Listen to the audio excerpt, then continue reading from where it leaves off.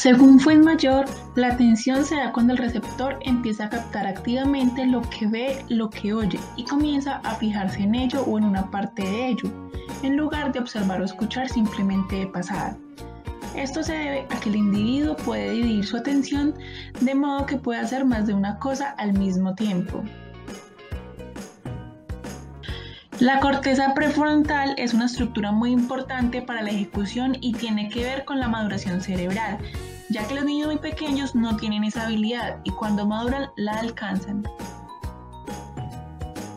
El tálamo regula la atención selectiva, filtra información para que después sea procesada.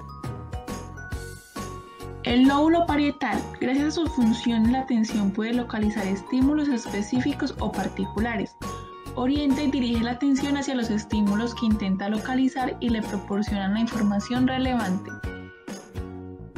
El escrutinio es la capacidad de búsqueda y localización en la amplitud del campo perceptual, en donde el sujeto reconoce patrones y significados. Posteriormente, enfocará su atención para procesarlos de la forma más adecuada.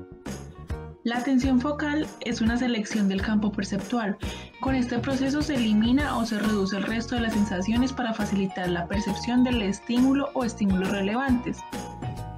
El filtro son los mecanismos por medio del cual segregamos y clasificamos en categorías la información relevante de la que no lo es.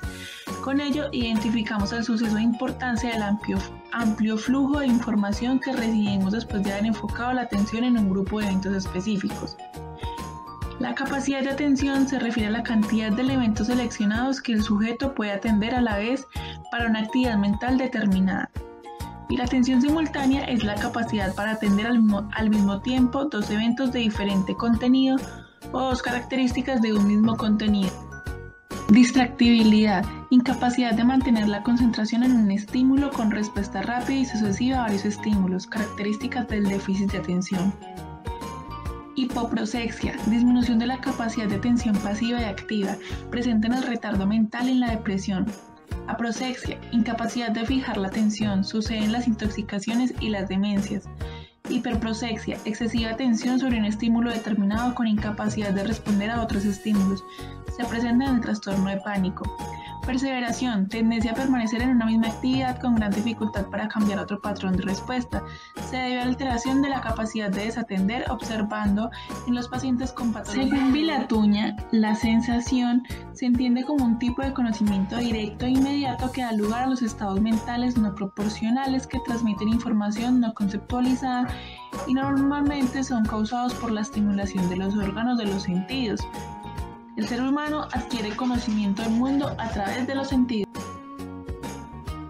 Según Rosenzweig, el proceso de transmisión sensorial comienza cuando los estímulos ambientales percibidos a través de los distintos sentidos activan los órganos receptores sensoriales convirtiéndolos en energía electroquímica o señales eléctricas, que sería el lenguaje del sistema nervioso, para luego producirse la hiperpolarización del receptor sensorial. Esta información sensorial se procesa a través de un sistema de códigos o reglas que convierten atributos de un estímulo en actividad de las células nerviosas. Las sensaciones se clasifican según los órganos sensibles que las producen. Sensaciones visuales. El estímulo de la visión es la luz, que físicamente consiste en ondas de energía radiante. Sensaciones auditivas. Físicamente, el sonido consiste en vibraciones de aire. Cuando estas ondas de aire puestas en movimiento por cuerpos sonoros entran en el canal auditivo. Sensaciones táctiles. Por medio de estas sensaciones, el hombre se entera de las cualidades de dureza, blandura, redondez, suavidad, etc., que constituyen la forma y textura de los objetos externos. Sensaciones gustatorias. El estímulo del gusto tiene probablemente naturaleza química y actúa sobre las células de los botones del gusto. Los objetivos del gusto son los sabores. Sensaciones olfativas. Consisten en partículas extremadamente finas distribuidas en el aire. Estas partículas se denominan sustancias odoríferas. Amaurosis, ceguera parcial o total, ocasionada por una lesión en la retina, nervio óptico o en el cerebro. Puede ser congénita o adquirida. Anacusia, pérdida total de la audición, se puede presentar desde el nacimiento debido a infecciones del oído o por enfermedades sistémicas como la diabetes. Anosmia, pérdida del sentido del olfato, puede ser congénita o adquirida. Ageusia, pérdida o disminución considerable del gusto.